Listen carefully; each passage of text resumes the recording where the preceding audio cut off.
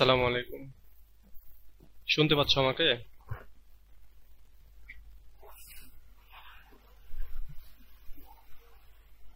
আচ্ছা, দেখো আমি আমি দেখি আরেকটা ইয়েতে ওপেন করি, মানে একটু সাউন্ডটা রেকর্ড করার জন্য। অনেক সময় এই সফটওয়্যারের সাউন্ডটা ফেল করতেছে। আমি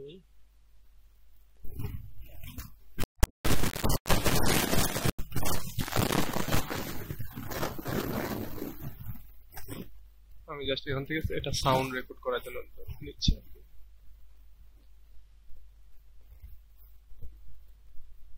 ওকে, আচ্ছা তাহলে চলো আমরা শুরু করি। আমাদের তোমরা তো অলরেডি এখন ফোর্থ ইয়ার, আর থার্ড ইয়ার পরীক্ষা যেমন হওয়ার হয়েছে আর কি। কেমন হয়েছে থার্ড ইয়ার? ভালো হয়েছে? এবার তো খুব বেশি একটা কঠিন করেনি তো, তোমরা লিঙ্গুইস্টিক্স থেকেও তো সবই, তাই না? ফোর্থ ইয়ারে তো আবার ক্রিটিসিজম আছে আরেকটা, ওর চাইতেও একটু কঠিন।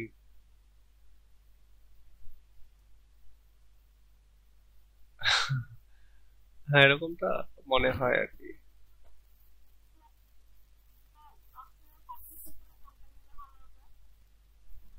মানে ইএলটি আর কন্টিনেন্টালের মধ্যে এইটা এটা হচ্ছে, যদি কম কষ্ট করতে চাও তাহলে কন্টিনেন্টাল নিতে হবে। মানে আর পাঁচটা সাহিত্যের সাবজেক্টের মতো হচ্ছে কন্টিনেন্টাল। আর যদি মনে করো যে না আমি পড়বো, কঠোর পরিশ্রম করব, তাহলে তোমাকে ইএলটি নিতে হবে। ইএলটি নিলে অতিরিক্ত প্রায় 30টা ক্লাস করতে হবে। আর যদি কন্টিনেন্টাল পড়ো তাহলে 10, 12, 15টা ক্লাস। আর ইএলটি হচ্ছে তোমার, ইএলটির ভেতরে, হ্যাঁ ইএলটি হার্ড। আমি আগে রেকমেন্ড করতাম যে ইএলটি পড়ো, কারণ ইএলটি পড়লে তুমি, ইএলটি হচ্ছে মূলত তুমি অ্যাজ এ টিচার কিভাবে ইংরেজি শেখাবে তোমার স্টুডেন্টদেরকে, সেগুলোই ইএলটি তে শেখানো হয়। তো এটা বলতে পারো টিচার্স ট্রেনিং একটা সাবজেক্ট। আর যদি তুমি টিচার হইতে চাও তাহলে ওইটা পড়তে পারো, তবে ওইখানে যে আহামরি এমন বেশি কিছু শেখা যাচ্ছে তা কিন্তু না। ইংরেজি শেখানোর বিভিন্ন পদ্ধতি আর কি। কিন্তু ওইখানে আবার ওই লিঙ্গুইস্টিক্স এর কিছু, হ্যাঁ লিঙ্গুইস্টিক্স এর কিছু জিনিস ওর ভেতরে ঢুকায় দেওয়া আছে। তো তবে একটা জিনিস কি, লিঙ্গুইস্টিক্স অত বেশি বানিয়ে লেখা যায় না, আর এখানে প্রচুর বানিয়ে লেখা যায়। বানিয়ে লেখার অপশন আছে। হয়তো দেখা যাচ্ছে যে তুমি যদি 10টা কোশ্চেন পড়ো, 3টা কোশ্চেন তোমার বানিয়ে লিখতে পারবে না, বাকি 7টায় তুমি বানিয়ে লিখতে পারবা। তবে আমি আগে রেকমেন্ড করতাম ইএলটি পড়ার জন্য, তবে এখন আমি রেকমেন্ড করি যে কন্টিনেন্টাল, কারণ অহেতুক ফোর্থ ইয়ারে এসে আলাদা একটা বার্ডেন নেওয়ার দরকার কি? ওই সময়টা তুমি চাকরির পরীক্ষাতে সময় দিবা, চাকরির জন্য প্রিপারেশন নিবা, ওইটা বেশি উপকারী হবে। এই জন্য হুম, বলো।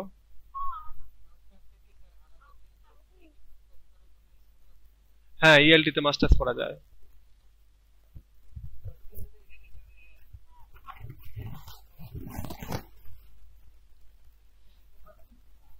মনে হয় পারবে না। আর এখানে ইএলটি তে আলাদা মাস্টার্স করলে যে আলাদা তেমন বেনিফিটেড হবে এরকম কিছুই না। আচ্ছা, আরেকজন কি বলছিলা?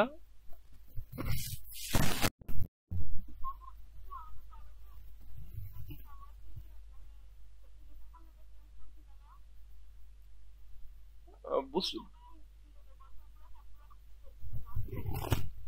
এখন কলেজ থেকে যদি বলে যে না ওটাই নিতে হবে, কলেজ থেকে যদি বলে যে না ওটাই নিতে হবে, তাহলে ওই যে তাহলে কিছু করার থাকে না, কারণ অসহায়ের মতো শিখতেই হবে তখন। কলেজে যদি অপশন না দেয় তাহলে আর কিছু করার নাই, তাহলে ওইটাই নিতে হবে। আর যদি কলেজ থেকে টিচাররা মনে করে যে না ঠিক আছে আমি অপশন দিব।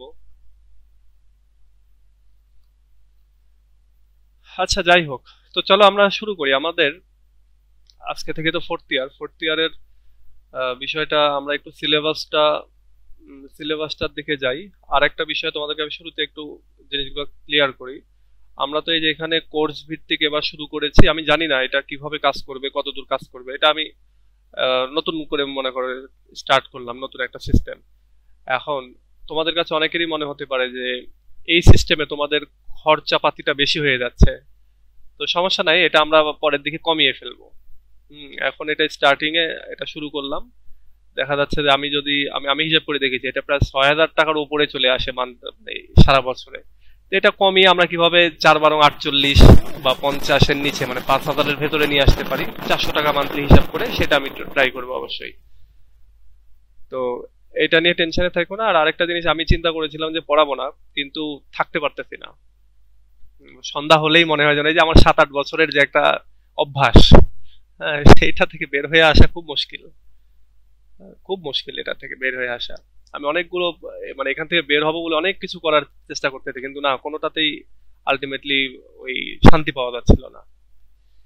তো যাই হোক, আবার প্রথম থেকে সবকিছু শুরু করতেছি।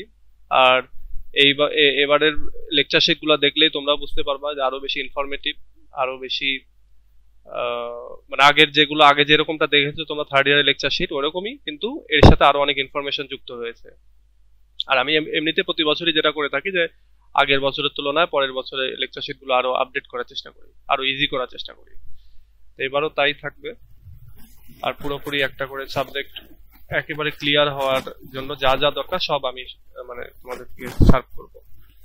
আর একটা বিষয় তোমরা মনে প্রাণে এটা জেনে রাখো, ফোর্থ ইয়ার যত বেশি বানিয়ে লিখবা তত বেশি মার্কস আসবে। ফোর্থ ইয়ার থার্ড ইয়ারের চাইতে সহজ, এটা মাথায় রেখো।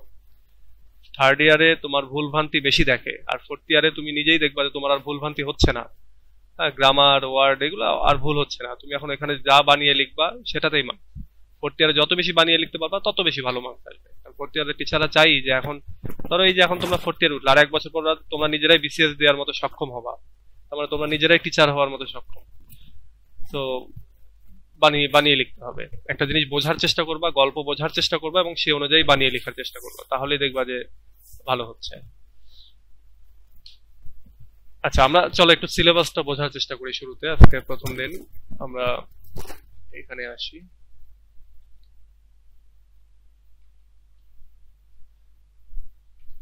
আচ্ছা, আমি তোমাদের এখানে সিলেবাসটা দিয়েছি।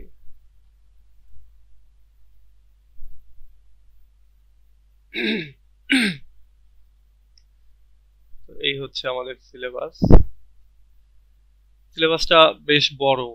এই সিলেবাসটা ১.৫ বছরে যদি হইতো তবে এটা শেষ করা হইতো, কিন্তু এটা ১ বছরের ভেতরে, মানে তোমরা পড়তে গিয়ে দেখবা মনে হবে যেন আর যা কিছু লিটারেচারের বাদ আছে সবকিছু যেন এর ভেতরে ঢুকিয়ে দিয়েছে, এরকম একটা ফিল আসবে।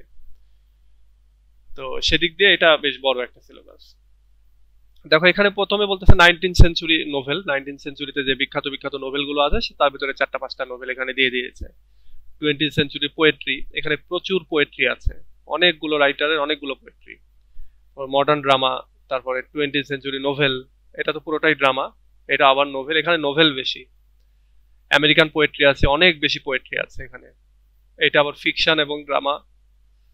তারপরে ক্লাসিক্স ইন ট্রান্সলেশন, এটা হচ্ছে তোমার ওই ২০০০ মানে অ্যারিস্টটল, প্লেটো, ওই আমলের যে রাইটিং গুলো, সক্রেটিস, ওই আমলের যে রাইটিং গুলো, মানে খ্রিস্টাব্দ শুরু হওয়ার বা খ্রিস্টপূর্বাব্দের যে রাইটিং সেগুলো, আজ থেকে ২৫০০-৩০০০ বছর আগের সব রাইটিং এগুলো, এই ক্লাসিক্স ইন ট্রান্সলেশন।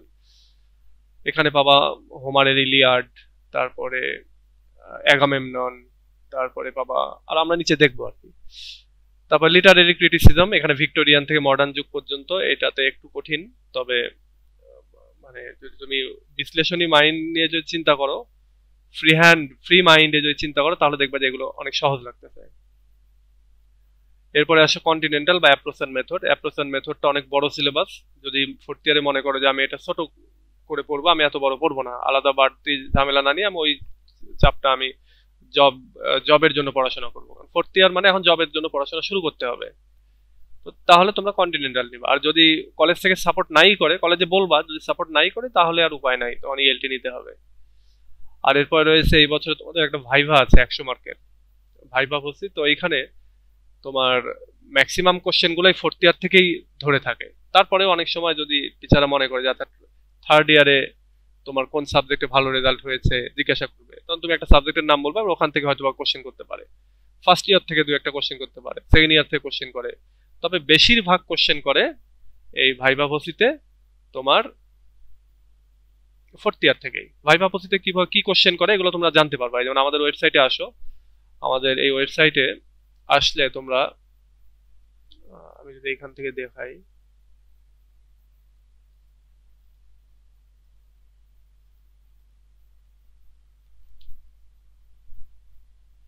ভাইভা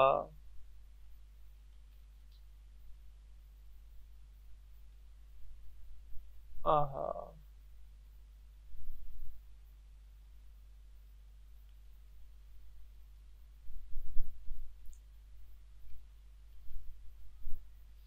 আচ্ছা, আজকে আমরা একটু এলোমেলো হচ্ছে কারণ প্রথম দিন তো, এই জন্য।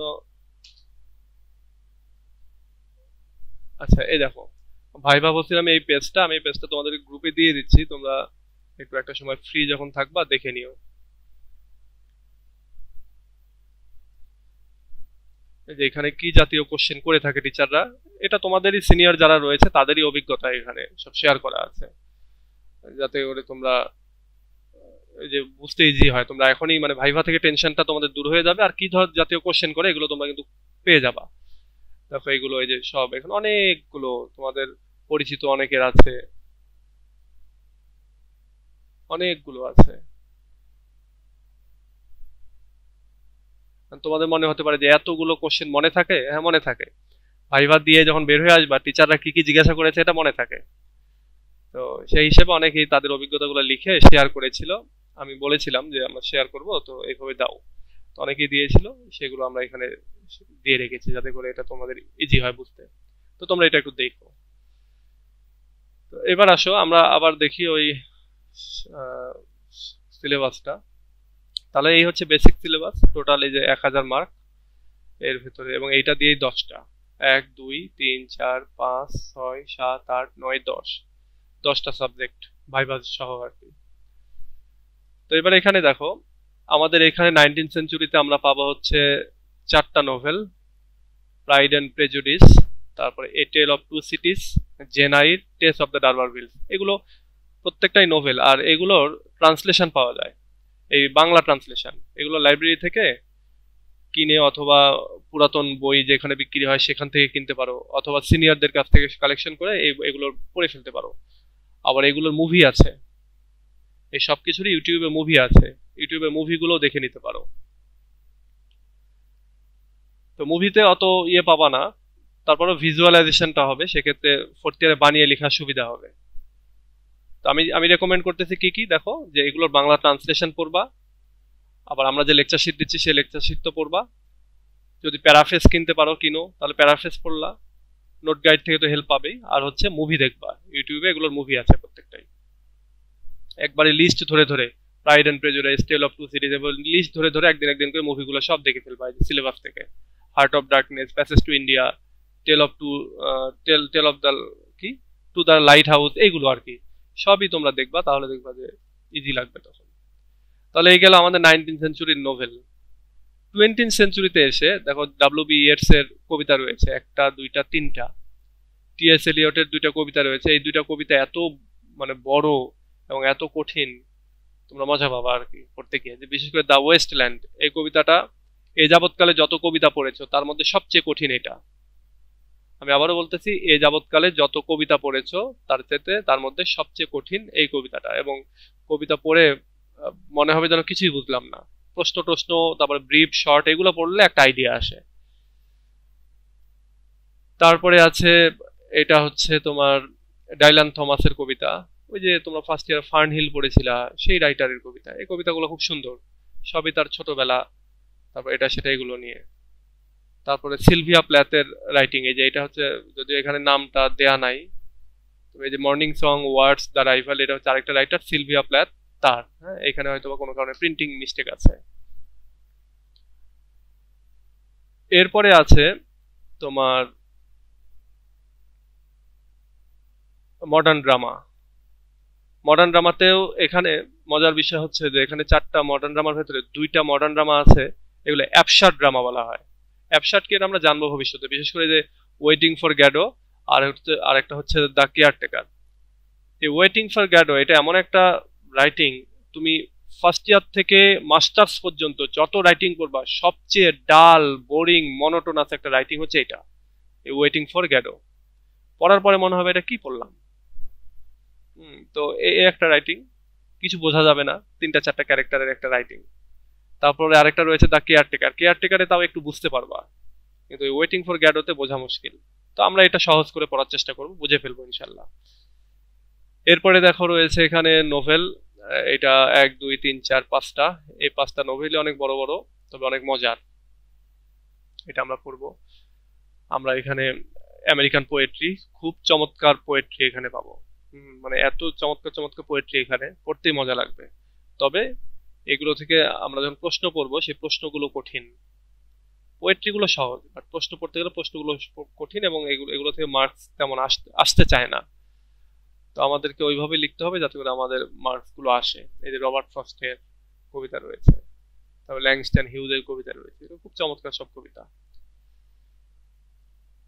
এরপরে দেখো আমেরিকান লিটারেচার, এটা ফিকশন অ্যান্ড ড্রামা। এগুলো দেখবা তোমরা অলরেডি হয়তো বা দেখেছো। এগুলো প্রত্যেকটা খুব চমৎকার চমৎকার ড্রামা, মানে কাল্পনিক গল্প এবং ড্রামা আর কি। এই যে হেরি এপ, অনেক চমৎকার একটা রাইটিং, এগুলো খুব মজা পাবা। সিজ দ্য ডে, এটা এটা খুব মজা পাবা। এরপরে আসো ইলিয়াড, মানে এটা হচ্ছে ক্লাসিক্স ইন ট্রান্সলেশন। এখানে হোমার, এসকাইলাস, ইউরিপিডিস, অ্যারিস্টোফ্যান্স, সেনেকা, এদের রাইটিং। এই যে Iliad, Agamemnon, media, the frog, হিপ্পোলিটাস, প্রত্যেকটা এত সুন্দর রাইটিং যে একটা থুয়ে একটা পড়তে পড়তে মনে হবে আরেকটা কখন পড়বো, মানে একবার যখন মজা পেয়ে যাবো। ওই যে তোমরা ইলিয়াডের পড়েছো না, যে একিলিস, একিলিস ট্রয় নগরীর যে যুদ্ধ, সেটা পাবা হচ্ছে এই ইলিয়াডের ভেতরে। এবং ট্রয় নগরীর একজন যোদ্ধা হচ্ছে অ্যাগামেমনন, এর লাইফ এইটা, অ্যাগামেমনন এইটা, এগুলো প্রত্যেকটার সাথে অনেক দিক দিয়ে কানেক্টেড আর কি। এখানে দ্য ফ্রগ, এটা একটা কমেডি, এবং এত হাসির কমেডি যে খুব মজা লাগবে এটা পড়তে। এগুলোর সিনেমা আছে, সিনেমাগুলো দেখো ভালো লাগবে। তারপরে রয়েছে এটা criticism, criticism is study of poetry, Matthew আর্নল্ডের, অনেক কঠিন। টিএস ইলিয়টের মেটাফিজিক্যাল পোয়েটস, অনেক কঠিন। তবে এডওয়ার্ড সেইডের হচ্ছে, অনেকে সাইদ বলে বা অনেকে সেইদ বলে আর কি। এডওয়ার্ড সাইদের এই introduction to culture and imperialism অনেক কঠিন। রাইজ অফ ইংলিশ, এটা অনেক কঠিন। তবে এগুলো আমরা সহজ করে পড়ার চেষ্টা করব, মানে থার্ড ইয়ারের চাইতে অনেক কঠিন আর কি। এগুলো আমরা চেষ্টা করবো এগুলো সহজ হয়ে যাবে ইনশাল্লাহ। এরপর রয়েছে কন্টিনেন্টাল লিটারেচার। কন্টিনেন্টাল লিটারেচার এই যে 1 2 3 4 5টা, এই 5টা শুধু তোমার ছোট গল্প বা নোভেল এই টাইপের রাইটিং এগুলো।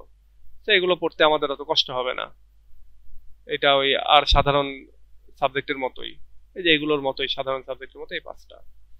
কিন্তু যখনই আমরা এখানে যাব, ইএলটি তে যাব, মানে এই অ্যাপ্রোচ এন্ড মেথড, এটারই আরেক নাম ইএলটি। অ্যাপ্রোচ এন্ড মেথড, এটাকেই সংক্ষেপে বলা হয় ইএলটি, ইংলিশ ল্যাঙ্গুয়েজ টিচিং। তো এই ইংলিশ ল্যাঙ্গুয়েজ টিচিং দিতে গিয়ে তোমার অ্যাপ্রোচটা কেমন হবে, তোমার পদ্ধতিগুলো কেমন হবে, তোমার অ্যাটিটিউড কেমন হবে স্টুডেন্টদের প্রতি, ক্লাসটাকে আরো চমৎকার করে তোলার জন্য, সেই জিনিসগুলো এখানে শেখানো হয়। এবং এইখানকার তুমি যদি সাজেশন দেখো, আমরা যদি সাজেশনে যাই, দেখো কত বড় সাজেশন।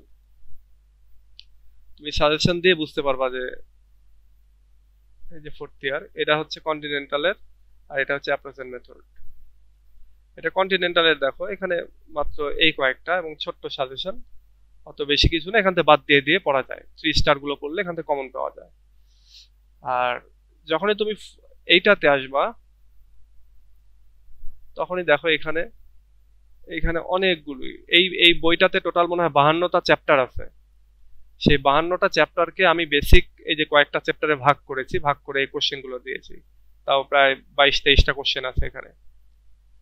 6 2 8 3 11, 11 আর 5 16, ও অনেক বেশি, 16 আর 4 20, 26 27টা কোশ্চেন দেওয়া আছে। তবে 27টার ভেতরে যেটা আছে 7টা প্রশ্ন তোমার কঠিন লাগবে, বাকি 20টাই তোমার তুমি বানিয়ে লিখতে পারবা, ইজি আছে, সেদিক দিয়ে ইজি। বাট ওই যে কয়েকটা কোশ্চেন আছে তোমার হচ্ছে একটু কঠিন, যেমন এই যে গ্রামার ট্রান্সলেশন মেথড, ওই যে তোমার লিঙ্গুইস্টিক্সে পড়েছো না,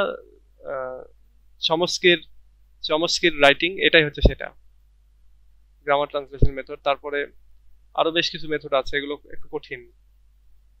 ওটাই বললাম যে 27টার ভেতরে 7টা কঠিন লাগবে, খুব কঠিন লাগবে এগুলা, আর বাকি 20টা আবার সহজ বানিয়ে লিখতে পারবা। তো এখানে এই যে আরো পার্ট বি এর যে কোশ্চেনগুলো আছে এগুলো পড়লে ওইগুলো ইজি হয়ে যাবে। আর এটাই যে সামনে মনে হয় 20-22-24 তারিখ থেকে মনে হয় পরীক্ষা ফোর্থ ইয়ারের। তো ফোর্থ ইয়ারের পরীক্ষাটা হয়ে গেলে তখন তুমি হচ্ছে তোমাদেরকে আমি এই সাজেশনগুলো দিয়ে দেবো, প্লাস নোটগুলোও পড়াইতে পারবো আর কি। সব নোট রেডি আছে, সমস্যা নেই। এবার একজন বলতেছে জয়েন হতে পারতেছে না, আমি লিংকটা দিই।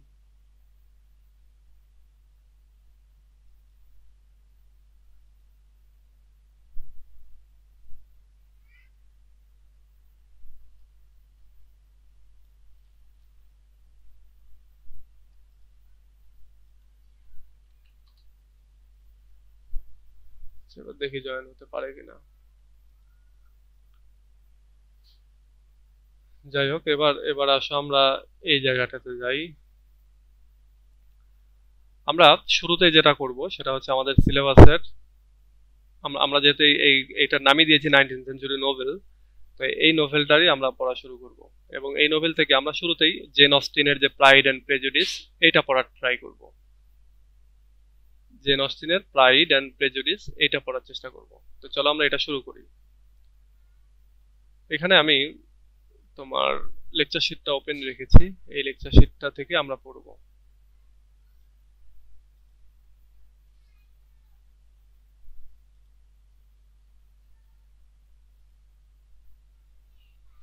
ওকে, তো আমরা এই লেকচার শিট থেকে আমরা চলো পড়ব।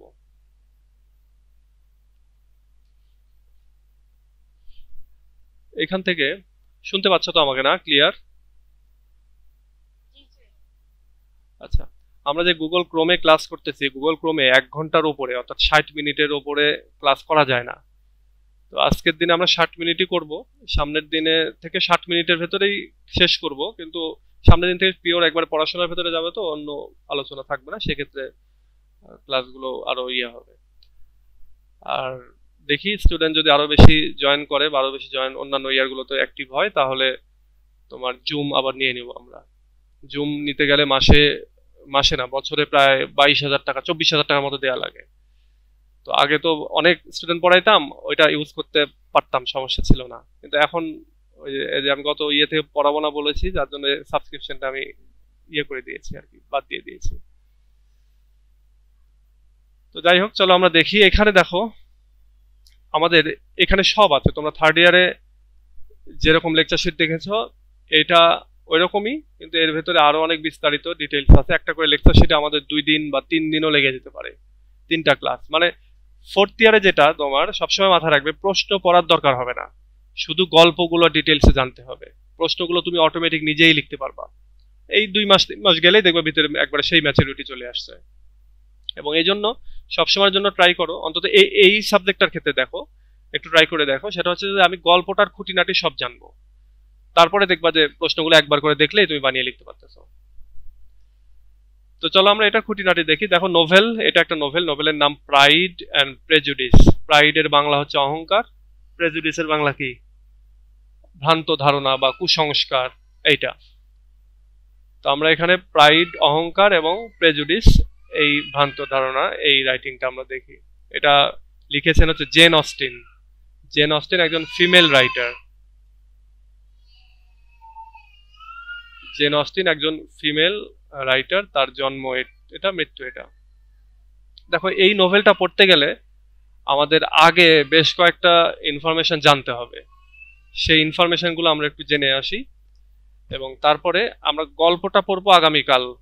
আচ্ছা, আমি তোমাদেরকে আরেকটা জিনিস বলি, আমরা কিন্তু আগামী 7 দিন টানা ক্লাস করব, যেহেতু এখন অন্য কোনো গ্রুপ অ্যাক্টিভ নাই। ঈদের পর থেকে থার্ড ইয়ার সেকেন্ড ইয়ার এদেরকে ঈদের পর থেকে পড়াবো। সেই ক্ষেত্রে এই 7 দিন, ঈদের আগে আগামী 3 তারিখ পর্যন্ত আমরা মানে টানা পড়বো। শুক্রবারের দিন গ্যাপ দিতে পারি, আবার নাও দিতে পারি, আমি জানাবো নি। কালকেও ক্লাস হবে একই টাইমে। তো চলো আমরা এই ইনফরমেশন গুলো দেখি। একটু খেয়াল করো যে প্রথম কোশ্চেনটা হচ্ছে, মানে এই কোশ্চেনটা না দিলেও পারতাম, কিন্তু দিলাম কারণ কোশ্চেনটা মাথায় থাকলে উত্তরটা মাথায় থাকবে, সেজন্য। বলতেছে যে from where is the title of the novel Pride and Prejudice derived? বলা হচ্ছে যে প্রাইড অ্যান্ড প্রেজুডিস এই যে টাইটেলটা, গল্পের নামটা নিয়ে আসা হলো, এটা কোথা থেকে নিয়ে আসা হলো? Jane Austen. হ্যাঁ, আচ্ছা, জেন অস্টিন কোথা থেকে এই টাইটেলটা পেলেন?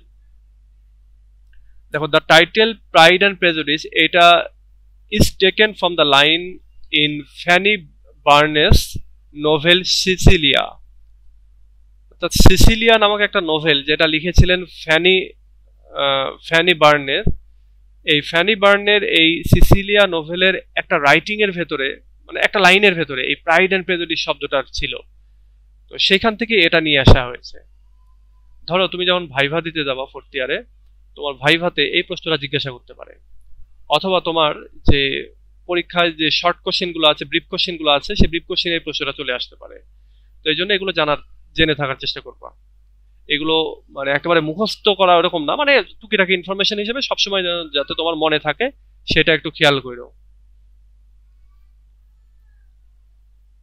তো দেখো, টাইটেলটা হচ্ছে প্রাইড অ্যান্ড প্রেজুডিস। এটা তিনি নিয়েছেন ফ্যানি বার্নের নোভেল সিসিলিয়া থেকে।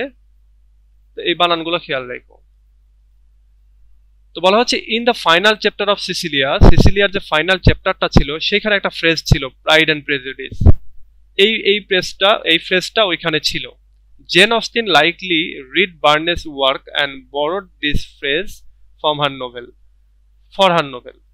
বলা হচ্ছে জেন অস্টিন সম্ভবত এই বার্নের এই রাইটিংটা তিনি পড়েছিলেন এবং সেখান থেকেই তিনি এই নোভেলের যে এই ফ্রেজটা প্রাইড অ্যান্ড প্রেজুডিস এটা তিনি ধার করেছেন বা নিয়ে এসেছেন। আচ্ছা, এটা গেল একটা তথ্য আমাদের, প্রাইড অ্যান্ড প্রেজুডিস ফ্যানি ব্রাউনের থেকে সিসিলিয়া থেকে নিয়েছেন। এবার দেখো আরেকটা তথ্য, যে before publication Austen first titled her novel first impression. বলা হচ্ছে এই নোভেলটা যখন তিনি লিখেন, পাবলিশ করার আগে এটার টাইটেল ছিল ফার্স্ট ইমপ্রেশন। মানে এই নোভেলটাতে আমরা দেখবো যে লাভ অ্যাট ফার্স্ট সাইট, এই বিষয়গুলো দেখবো, তো বা ফার্স্ট ইমপ্রেশন দেখবো, প্রথম ইমপ্রেশন, নায়ক নায়িকা সম্পর্কে খারাপ ভাববে বা নায়ক সম্পর্কে নায়িকা খারাপ ভাববে, এরকম আর কি। তো সেই হিসাবে ফার্স্ট ইমপ্রেশন ছিল এটার প্রথম নাম, বাট পাবলিশ করার পরে এটার নাম চেঞ্জ হয়।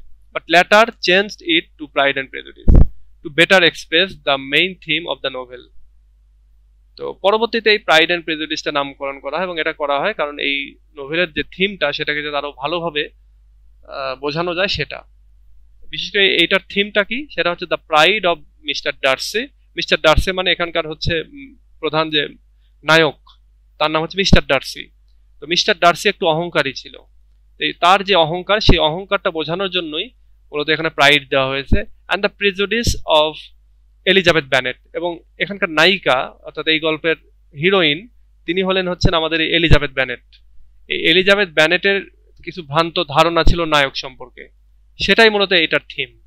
মানে এটার অনেকগুলো থিম আছে, লাভ অ্যান্ড ম্যারেজ আর অন্যান্য অনেক থিম আছে, আমরা জানবো। তবে এইটা হচ্ছে একটু মাথায় রেখো যে প্রাইডটা কার, এই অহংকারটা কার, আমাদের নায়কের নাম মিস্টার ডার্সি, এবং প্রিজুডিস বা ভ্রান্ত ধারণা কার, ওইখানকার যে হিরোইন এলিজাবেথ ব্যানেট, তার ভ্রান্ত ধারণা কি সম্পর্কে, নায়ক সম্পর্কে। অর্থাৎ নায়ককে দেখেই তার প্রথমে মনে হয়েছে এই লোকটা তো ভালো না, হ্যাঁ, এরকমটা মনে হয়েছে প্রেম হওয়ার আগে। বাট যখন প্রেম হয়ে যাচ্ছে পরে দেখতেছে যে না, ডার্সি তো ভালো। বা ডার্সিও শুরুর দিকে একটু ভাব ছিল তার, বড়লোক মানুষ, আর সেদিক দিয়ে হিরোইনরা এরা একটু গরিব, এই জন্য ডার্সিরও একটা ভাব ছিল। বাট পরবর্তীতে তার এই ভাবটা যখন থাকে না, তখন হিরোইনও বুঝতে পারে যে আচ্ছা এটা তাহলে আমার ভুল একটা জাজমেন্ট ছিল। একটা কথা আছে না যে ডোন্ট জাজ এ বুক বাই ইটস কাভার, ওই রকম যে বড়লোককে দেখেই এলিজাবেথ ব্যানেট ও ভেবেছে যে এটা একটু অন্যরকম লোক হবে, অহংকারী হবে, এই জন্য। তাহলে এইখান থেকে দেখো অনেকগুলো তথ্য আমরা পেলাম, এই তথ্যগুলো একটু মাথায় রাখতে হবে। যে প্রাইড বলতে কার প্রাইড, কেন প্রাইড, প্রেজুডিস বলতে কার, এখানকার নায়ক নায়িকাকে, এই টাইটেলটা কোথা থেকে আসলো, কোন রাইটিং থেকে আসলো, এগুলো একটু বা এই রাইটিং এর প্রথম নামটা কি ছিল। প্রাইড এন্ড প্রেজুডিস এর প্রথম নাম ছিল ফার্স্ট ইমপ্রেশন। তাহলে এবার গেল এটা। এবার আসো, what is the setting of the novel pride and prejudice. Pride and prejudice এর সেটিংটা কি, এই সেটিং আমরা নিচেও পাবো আর একটু, তবে এখানে একটু এক্সট্রা তথ্য হিসেবে আমাদের মনে রাখতে হবে। সেটা হলো এটার যে সেটিং, এটার যে ব্যাকগ্রাউন্ড, সেটা হলো জেন অস্টিন মূলত এই ব্যাকগ্রাউন্ডটা তিনি রেখেছেন রুরাল ইংল্যান্ডের যে গ্রামীণ গ্রাম্য যে পরিবেশ সেই পরিবেশটা এখানে তিনি নিয়ে এসেছেন, এবং এটা নিয়ে এসেছেন 19th সেঞ্চুরিতে যে গ্রাম্য পরিবেশ ছিল সেটাকে তিনি এই নাটকে মানে এই নোভেলে নিয়ে এসেছেন অ্যারাউন্ড দ্য রিজেন্সি ইরা। এবং যেই যুগটাকে বলা হচ্ছে রিজেন্সি ইরা, মানে ইংল্যান্ডের একটা যুগ, সেটা হচ্ছে রিজেন্সি। সেই রিজেন্সি ইরাতে এইটা হচ্ছে তোমার তিনি মানে এক কথায় শহরে বা একটা আরবানাইজেশন চলতেছে, একটা রাজকীয় ভাব, সেইখানে গিয়ে তিনি গ্রামীণ পরিবেশ নিয়ে আসলেন তার রাইটিং এর ভেতরে। তো এই জন্য ওই সময়টাতে যেহেতু তোমার একটা শহরে পরিবেশের আরবানাইজেশন চলতেছে, সেজন্য এটাকে বলা হচ্ছে রিজেন্সির মানে রিজেন্সির যুগ। তো রিজেন্সির যুগে এসে তিনি হচ্ছে এই গ্রামীণ পরিবেশটা নিয়ে আসতেছেন। তো এখানে সেটিং এ আমরা অনেকগুলো লোকেশন পাবো, অনেকগুলো জায়গা পাবো। তার একটার নাম হচ্ছে লংবার্ন নামে একটা জায়গা। তারপরে পাবো নেদারফিল্ড পার্ক, এই একটা জায়গা পাবো। তারপরে পেমবার্লি, এটা একটা জায়গা। পেমবার্লি হচ্ছে মিস্টার ডার্সির লার্জ অ্যান্ড বিউটিফুল স্টেট। এটা হচ্ছে মিস্টার ডার্সির একটা খুব চমৎকার একটা ফার্ম হাউস বলতে পারো, একটা ফার্ম। তারপরে রোজিং পার্ক পাবো। তারপরে আমরা পাবো ম্যারিটন, তারপর লন্ডন তো আছেই। এই 6টা জায়গার নাম এখানে আমাদের মাথায় রাখবা, যে এই 6টা জায়গার নামগুলো আমরা এই নোভেলের ভেতরে পেয়েছিলাম, এবং এই জায়গাগুলোরই বর্ণনা এখানে আমরা পাবো এই নোভেলের ভেতরে। এখন এইটা কোন জায়গার কি, নেদারফিল্ড পার্কটা কোন জায়গায়, এগুলো তোমাদেরকে একটু করে পড়তে হবে আর কি। পেমবার্লি, এগুলো একটু মনে রাখতে হবে। এগুলো আমরা নিচেও পাবো, সেজন্য আমি এগুলো আর বিস্তারিত পড়ছি না, জাস্ট এখানে দেয়া আছে, তোমরা এগুলো দেখে নিও। তাহলে এটার সেটিং কি, এখানে হচ্ছে যে রুরাল একটা ইংল্যান্ড, গ্রাম্য একটা ইংল্যান্ড, এবং 19th সেঞ্চুরি, এবং সেখানে এই জায়গাগুলো মানে তৎকালীন এই জায়গাগুলো কিন্তু রিয়েল জায়গা। যেমন লন্ডন যেমন একটা রিয়েলিস্টিক প্লেস, রিয়েল প্লেস, ঠিক এরকম এই জায়গাগুলোরও প্রত্যেকটারই নাম তোমার রিয়েল প্লেস এগুলো।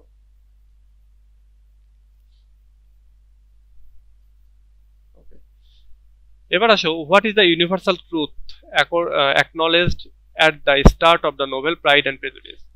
প্রাইড অ্যান্ড প্রেজুডিস এই নোভেলটা যখন শুরু হচ্ছে, শুরুতেই একটা সার্বজনীন চিরকালীন একটা সত্য কথা, সেটাকে মেনে নেওয়া হচ্ছে।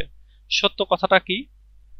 সত্য কথাটা হলো এই যে এই লাইনটাতে এইভাবে বলা হচ্ছে যে ইট ইজ ট্রুথ ইউনিভার্সালি অ্যাকনলেজড। বলা হচ্ছে এটা সত্য এবং সার্বজনীনভাবে সারা বিশ্বব্যাপী সবাই এটাকে মেনে নিয়েছে, স্বীকার করেছে। সেটা কি? That a single man in position of a good Fortune must be in want of a wife. বলতেছে একজন সিঙ্গেল ম্যান, বিয়ে করেনি এরকম অবিবাহিত একজন পুরুষ যার অনেক সম্পদ রয়েছে বা গুড ফরচুন রয়েছে, সেই সময়টাতে সে একটা জিনিসের অভাব ফিল করে, সেটা হচ্ছে তার একটা ওয়াইফের দরকার, একটা বউ দরকার। তো এটা সার্বজনীন সত্য, আসলেই তাই। দেখো একটা পুরুষ মানুষের ক্ষেত্রে যেটা হয় কি, সে পড়াশোনা শেষ করলো, চাকরি বাকরি করলো, চাকরি বাকরি পেলো, এরপরের স্টেপটাই সে কি করে, সে মনে করে যে এবার একটা আমাকে বিয়ে করতে হবে। তো চাকরি পাওয়ার আগে কিন্তু সে সাহস করতেছে না বা সাহস করে বলতে পারতেছে না, বাড়ি থেকেও সাহস করতেছে না। বাট যখনই সে চাকরি পাচ্ছে বা একটা ভালো একটা মানে ইনকাম সোর্স যখন তৈরি হচ্ছে, তখনই সে বিয়ের বা ওয়াইফের অভাবটা ফিল করতেছে। আগে ফিল করলেও লাভ নাই, চেপে রাখতে হয়। তো এই সময়টাতে প্রকাশ করা যায় আর কি। তো এই কথাটা এখানে বলতেছে যে একজন মানুষ যার একটা ভালো গুড ফরচুন পজিশনে রয়েছে, মানে যার সম্পদ রয়েছে, টাকা পয়সা রয়েছে, সে একটা সময় গিয়ে তার একটা অভাব ফিল করবে। সব কিছু আছে কিন্তু তারপরে একটা অভাব থাকবে। স্বভাবটা কি? ওয়াইফের অভাব। তো এখানে বলতেছে দিস ইজ বোথ সিরিয়াস, আচ্ছা this line is both serious and ironic. এই লাইনটা একদিক দিয়ে সিরিয়াস সত্য, আবার আইরনি রয়েছে। It means the rich single man are expected to look for wives. এটার মানে হচ্ছে যে ধনী সিঙ্গেল ম্যান যারা রয়েছে তারা ওয়াইফ খোঁজে, ওয়াইফ প্রত্যাশা করে। But it also hints that it is actually the families with daughters who are eager to find rich husbands for them. কিন্তু এই গল্পটাতে আমরা যেটা পাবো, মানে এখানে বলা হচ্ছে যারা ধনী তারা একটা সময় গিয়ে ওয়াইফ খোঁজে। বাট এই গল্পের ভিতরে আমরা পাবো যে একটা ফ্যামিলি, সে ফ্যামিলির নাম হচ্ছে বেনেট ফ্যামিলি। আমরা যেমন জানি না Chowdhury family, Sikdar family, Khandakar family, Syed বংশ, এসব আমরা জানি। ঠিক এরকমই এইখানে একটা ফ্যামিলির নাম পাবো আমরা, সেটা হচ্ছে বেনেট ফ্যামিলি। তো বেনেট ফ্যামিলির 5টা মেয়ে আছে। মিস্টার এবং মিসেস বেনেট ছাড়াও তাদের 5টা মেয়ে আছে, কোনো ছেলে নাই। এখানে মিসেস বেনেট যিনি মানে ফ্যামিলির যিনি মা, তিনি তার 5টা মেয়েকে ভালো ধনী লোকদের সাথে বিয়ে দিতে চান, এই জন্য তিনি খুঁজে বেড়াচ্ছেন আর কি। তো যেমন মিস্টার ডার্সি যখন একটা জায়গায় বেড়াইতে আসতেছে, তখন সেখানে তিনি তার মেয়েদেরকে নিয়ে বেড়াইতে যাচ্ছেন, মানে ওদের সাথে যদি তার মেয়েদের মধ্যে একজনকে বিয়ে করে নেয়, এই একটা ইয়েতে। তো এখানে বলা হচ্ছে, তিনি বলতেছেন যে যারা ধনী তারা ওয়াইফ খুঁজে, অথচ এখানে গল্পটাতে দেখানো হচ্ছে যে ওই মেয়ের মা সে আসলে জামাই খুঁজতেছে। তাহলে এটা আইরনিক না? সে মুখে বলতেছে যে ধনীরা খুঁজে, কিন্তু আসলে সে নিজে খুঁজতেছে। তো এটাই হচ্ছে আইরনিক। তো যাই হোক, এইটা মাথায় রেখো যে এখানে প্রশ্নটা এরকম তো আসবে যে ইউনিভার্সাল ট্রুথটা কি, এবং এগুলো ভাইভাতেও প্রশ্ন করে এবং এটা ব্রিফ কোশ্চিনেও আসে।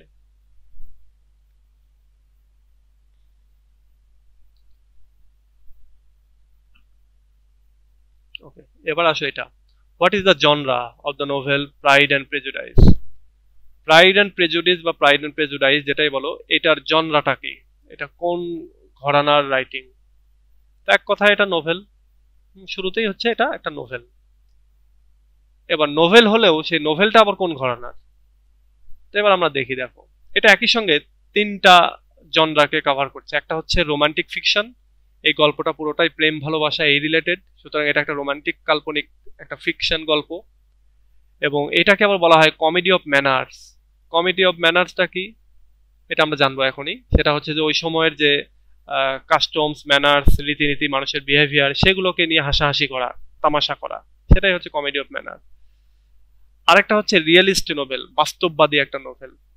একটা ফ্যামিলি যার 5টা মেয়ে রয়েছে, এবং 5টা মেয়েই প্রায় বিয়ের বয়স হয়ে গেছে। 5টা মেয়ের, তার তো টেনশন হবেই, সে তো তার মেয়েদেরকে বিয়ে দেওয়ার জন্য দৌড়াদৌড়ি করবেই, তাই না?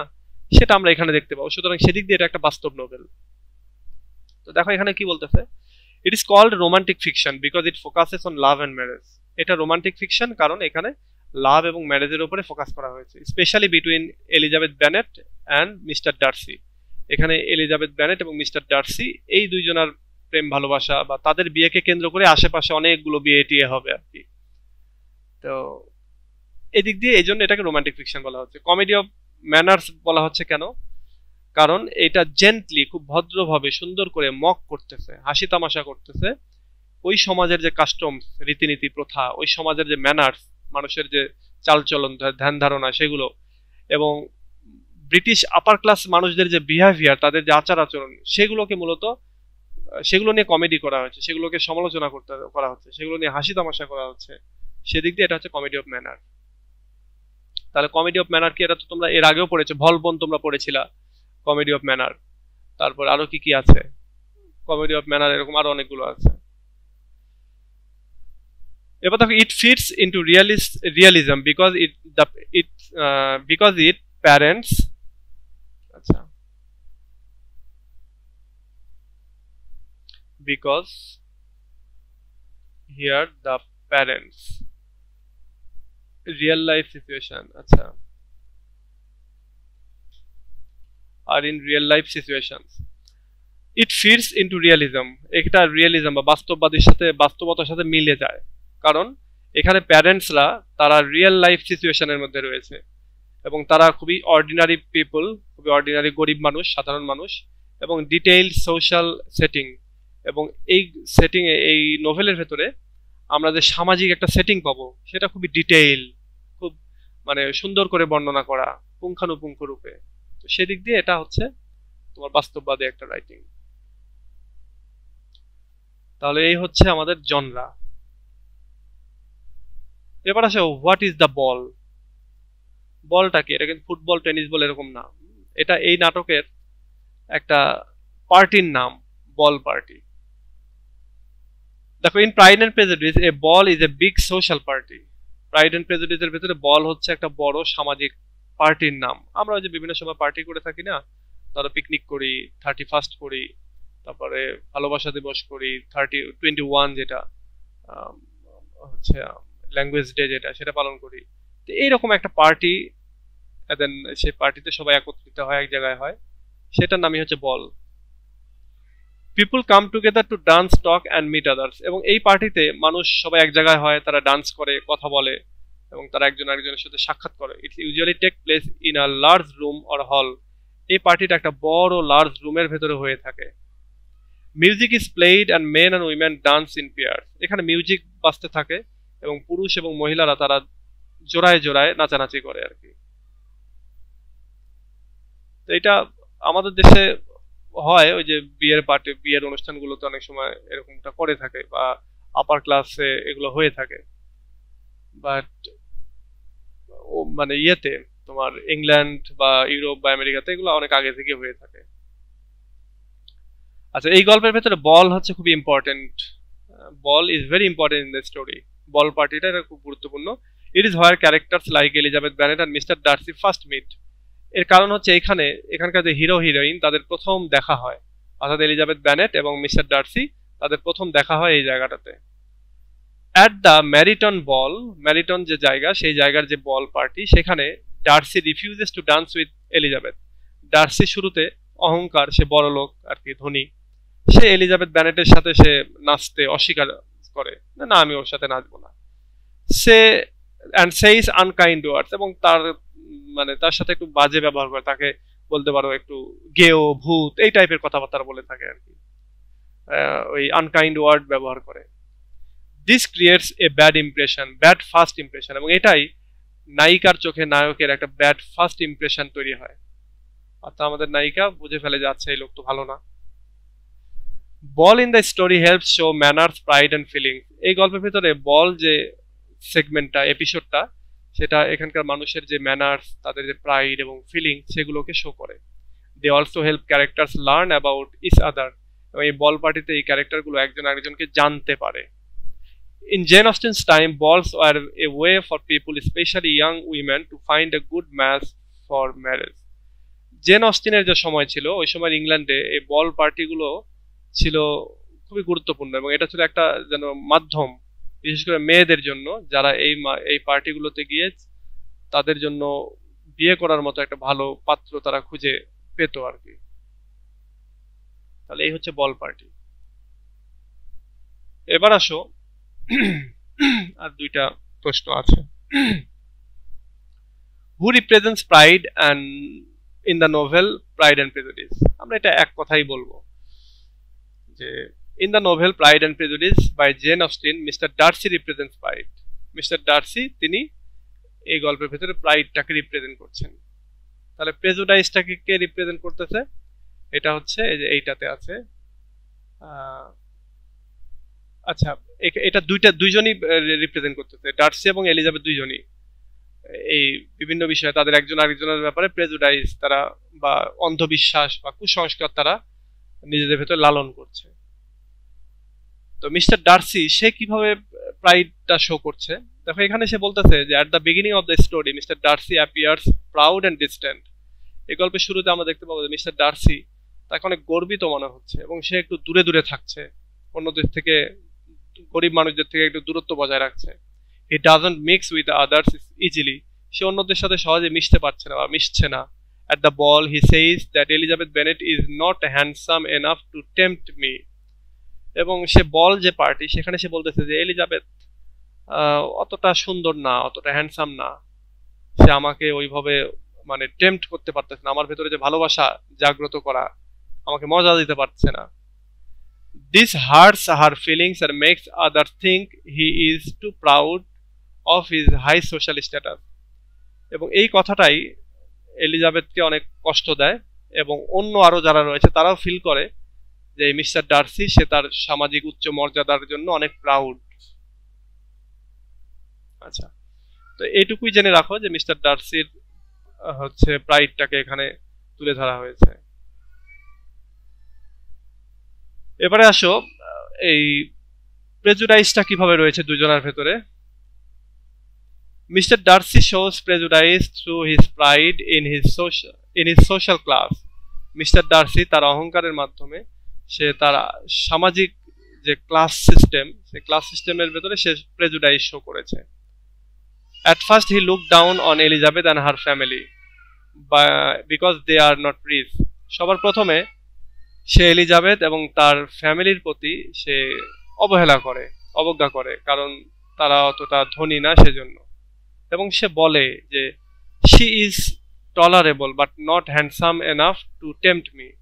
সে বলে যে এখানকার হিরোইন যে এলিজাবেথ ব্যানেট, সে তাকে মানে ধরা যায়, গণনায় রাখা যায়, কিন্তু সে অতটা সুন্দরী না আমাকে উত্তেজিত করা, আমাকে মজা দেয়া, আমাকে উৎসাহিত করার মতো। এবং this line shows his judgement, এবং এইটা তার একটা ব্যাড জাজমেন্টটাকে শো করছে। এটা হচ্ছে মিস্টার ডার্সির একটা ভুল ধারণা। তাহলে এলিজাবেথ ব্যানেটের কি? দেখো, Elizabeth Bennet also has prejudice. Elizabeth ব্যানেটেরও প্রেজুডাইস রয়েছে, অন্ধবিশ্বাস বা ভ্রান্ত ধারণা। She judged Mr. Darcy too quickly after hearing bad things about him from Mr. Wickham. সে মিস্টার ডার্সিকে খুব দ্রুতই ওই কথা শোনার পরে সে খুব দ্রুতই তাকে মানে বাজে হিসেবে বিচার করে ফেলে। এবং সেই কথাটা শুনে মিস্টার উইকহ্যাম নামে একটা বদমাশ আছে আর কি, মিস্টার উইকহ্যাম নামে একটা বদমাশ ক্যারেক্টার, তার কাছে যখন সে শুনে যে এই মিস্টার ডার্সি সে তার ব্যাপারে এই কথাগুলো বলেছে, তখন সে মিস্টার ডার্সিকে খারাপ ভেবে নেয়। She believes Wickham's lies without knowing the full truth. Say Wickham যে মিথ্যা কথা তাকে বলে, এটা সে পুরো সত্যটা না জেনেই সে তাকে বিশ্বাস করে ফেলে। She later says to Darcy, এবং সে পরবর্তীতে ডার্সিকে বলে, I was wrong, your character was misunderstood. সে ডার্সিকে একটা সময় গিয়ে বলে যে আমি আসলে ভুল ভেবেছিলাম, আমি যেটা ভেবেছিলাম তোমার ক্যারেক্টারটা যেমন হওয়ার কথা সেরকম ছিল না, তুমি আসলেই ভালো। ব্যাপারটা এরকম আর কি, কথাটা এরকম ছিল পরবর্তীতে যে তুমি ভালো, কিন্তু আমি তোমাকে ভুল বুঝেছিলাম। তো এই হচ্ছে আমাদের ইনফরমেশন গুলো এখান থেকে। তো এখান থেকে যে ইনফরমেশন গুলো তোমরা পেলে এগুলো একটু মাথায় রাখার চেষ্টা করো। আর আমরা আরেকটু দেখি, আমরা হয়তো আর 5-7 মিনিট ক্লাস করতে পারবো, তারপরেই আমরা সামনের দিনে মানে আমাদের আরো 2 দিন লাগবে বুঝতে পারতেছে এই গল্পটাতে। আজকে যেহেতু আমরা প্রথম দিকে কিছুটা সময় নষ্ট করলাম, সামনের দিন থেকে যেহেতু সময় নষ্ট হবে না, তো শেষ হয়ে যাবে। এবার দেখো আমরা এখান থেকে একটু পড়ার চেষ্টা করি, এখান থেকে নিচের দিকে দেখো, pride and prejudice is an 1813 novel of manners by Jane Austin.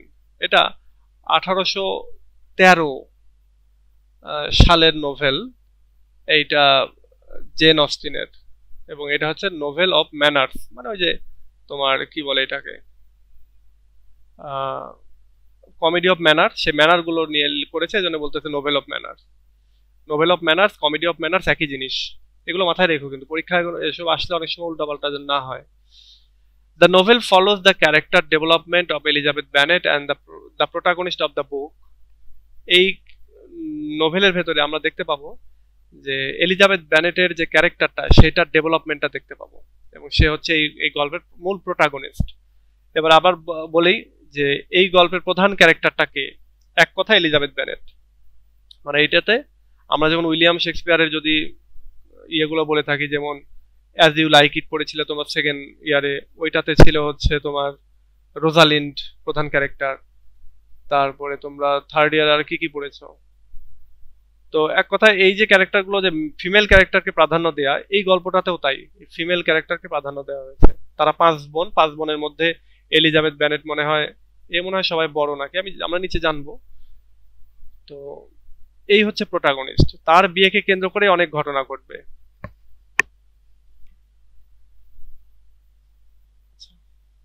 Who learns about the repercussions of hasty judgment and comes to appreciate the difference between superficial goodness and actual goodness. আচ্ছা, এই protagonist সে শুরুতে জানতে পারে তার যে দ্রুত judgement করা, দ্রুত কোনো জিনিসকে বিচার করা, সেটার যে একটা ভুল, একটা ভ্রান্তি, সেটা সম্পর্কে সে জানতে পারে, এবং পরবর্তীতে সে অ্যাপ্রিসিয়েট করে এই যে ভালো, মানে কৃত্রিম ভালো এবং অ্যাকচুয়াল ভালো, এই দুইটার ভেতরে যে একটা ডিফারেন্স রয়েছে, এটার সে অ্যাপ্রিসিয়েট করে সর্বশেষে গিয়ে। এরপর এখানে আরো অনেকগুলো কথা আছে, এখানে আরেকটু পড়ি, এটাতে একটু ইনফরমেশন পাবা যে mister Bennet, owner of the Longbourn estate in Hertfordshire, mister Bennet হচ্ছে একজন নাম, মানে এই গল্পের হচ্ছে তিনি ফাদার ফিগার আর কি, বাবা, মেয়েদের বাবা, এলিজাবেথ নায়িকার বাবা আর কি। তো মিস্টার বেনেট তিনি হচ্ছেন লংবার্ন স্টেট হচ্ছে একটা জায়গা বা একটা বাড়ি, সেই বাড়ির মালিক তিনি, এবং এইটা হার্টফোর্ড শায়ারে অবস্থিত। এবং এই মিস্টার বেনেটের কি আছে, 5 ডটার্স আছে, তার 5টা ডটার আছে। এবং but his property is entailed and can only be passed through a male ইয়ার।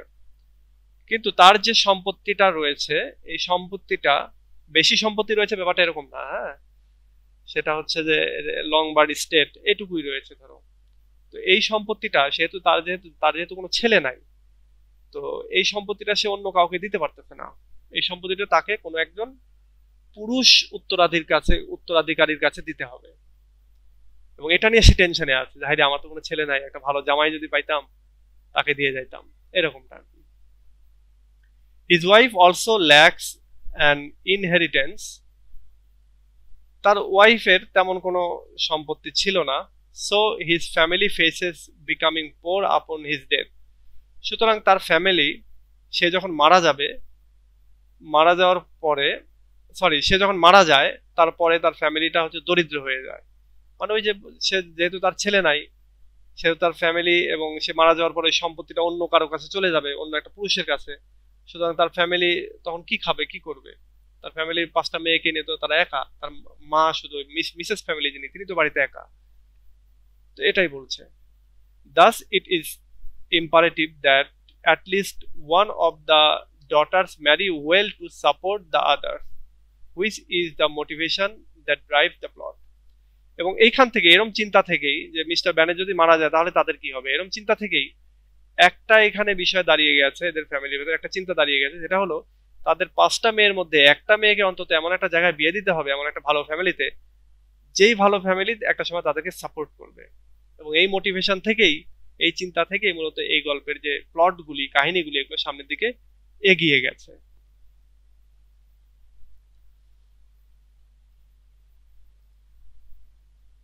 আচ্ছা, আমাদের আরো 7 মিনিট আছে, 7 মিনিট পরে কেটে যাবে।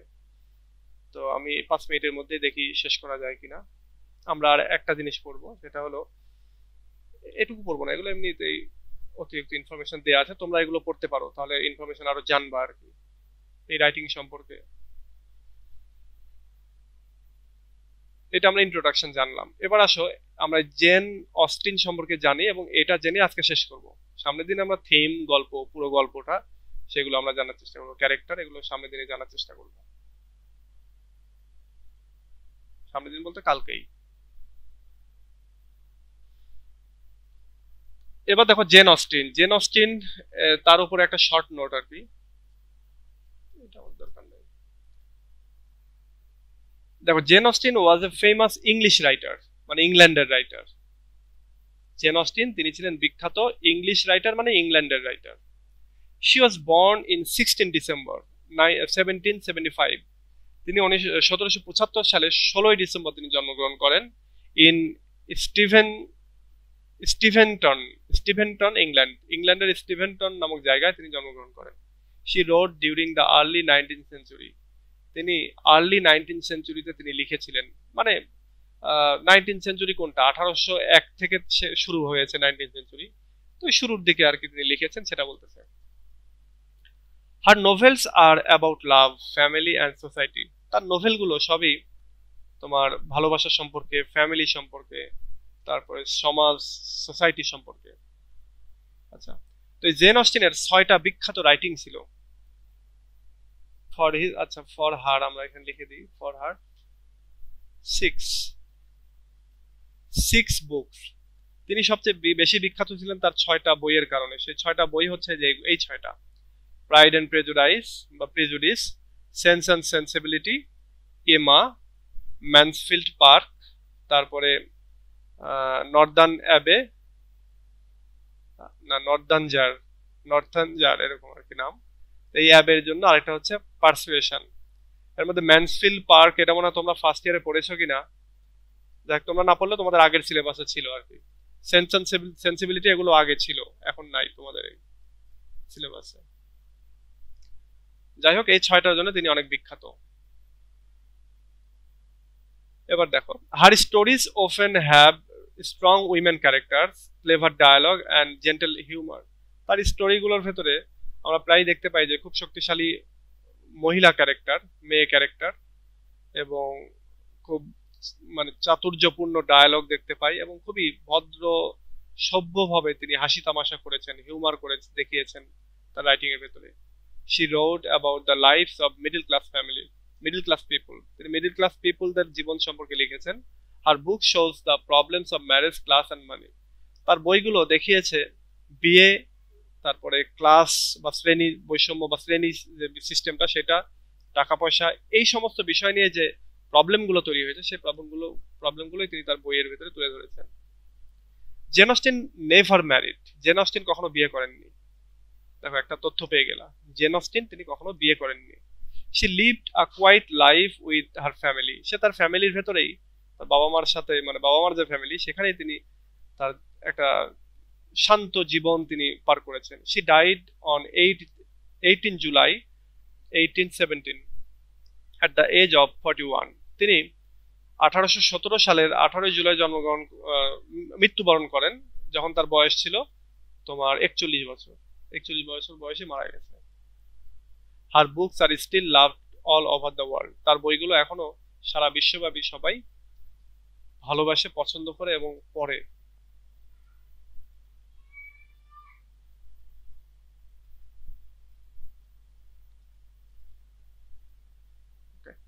তো এই হচ্ছে আমাদের আজকের পড়া। আমরা কালকে এরপর থেকে থিম, ক্যারেক্টার, তারপর পুরো গল্পটা পড়বো। আর তোমরা যদি এর ভেতরেই ইয়েটা পড়ে ফেলতে পারো, ট্রান্সলেশন বা অন্যান্য কিছু, তাহলে পড়ে ফেলো, বা অন্তত মুভিটা দেখার চেষ্টা করো। মুভি তোমরা পাবা, হ্যাঁ, প্রাইড এন্ড প্রেজুডিস যদি লিখি আমরা।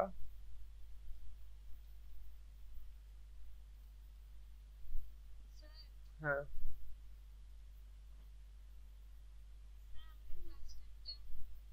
লাস্ট টাইম কয়েকদিন যাক, আমরা কয়েকদিন যাক, তারপরে এটা দেখি সবার সাথে কথা বলে।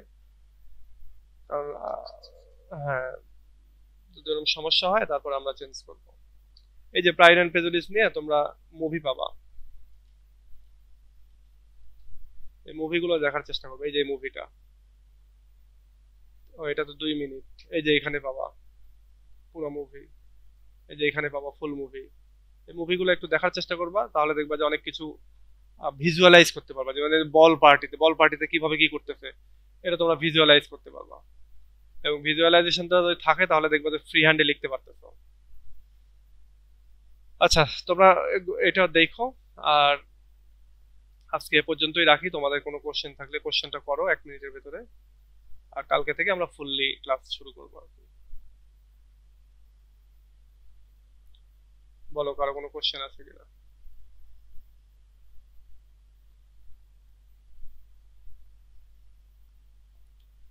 আচ্ছা, যেহেতু কোশ্চেন নাই, আর কোশ্চেন থাকলেও কালকে আবার জিজ্ঞাসা করো। কালকে আবার সেম টাইমে ক্লাস হবে, তোমরা থাইকো তাহলে। তো ঠিক আছে, ভালো থেকো সবাই। নেক্সট ক্লাস আবার কথা হবে। আল্লাহ হাফেজ। ওয়ালাইকুম আসসালাম।